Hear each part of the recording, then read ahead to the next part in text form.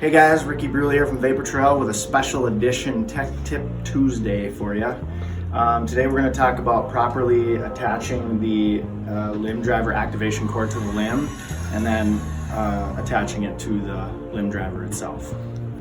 So first thing you're going to do is you're going to have your length of D-loop that comes in the package. It's going to be coiled up, just uncoil it. You want to take one of the ends here and you want to cut the end off and fray it up a little bit. And you're just going to use your lighter just to melt down a little ball on there.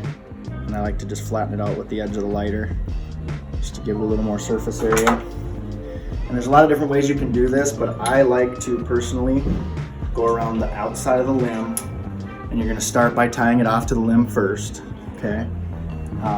We're going to have there's going to be a limb pad in there that we're going to put on first.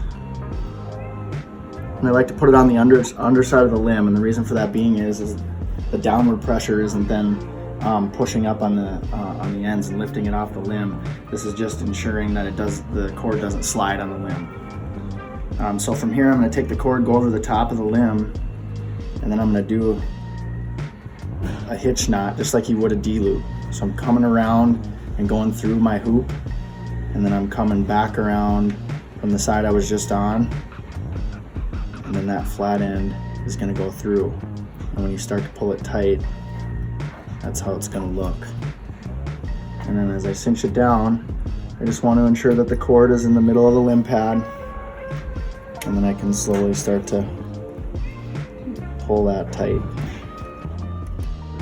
By doing it this way, this ensures that the activation cord comes around the outside of the limb and isn't going to interfere with your cables or your cam or anything of that nature.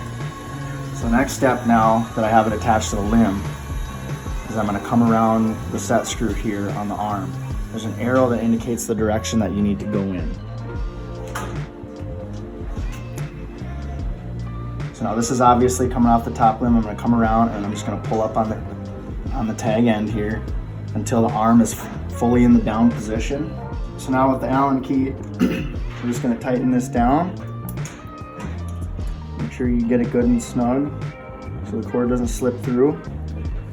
And as far as the tension goes, you don't want it to be super tight, but just tight enough to hold the arm in the down position.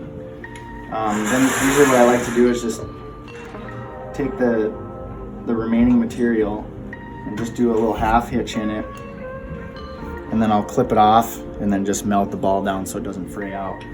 With this particular model of Gen 7, you have the ability to go to the bottom limb. So same steps as before, tying around the limb, except now what I'm going to do is I'm going to take the cord, I'm going to come up through the back side, and you'll see there's a little cutout here that you can use to push that through, and then you'll pull it tight. And same thing like before, you're going to come around the set screw, pull it into the upmost position so the arm is all the way down, and we'll tighten it down like so. And then we'll take that material, the leftover material, and we'll hitch it through. And then I'll just cut it off so there's maybe an inch hanging off.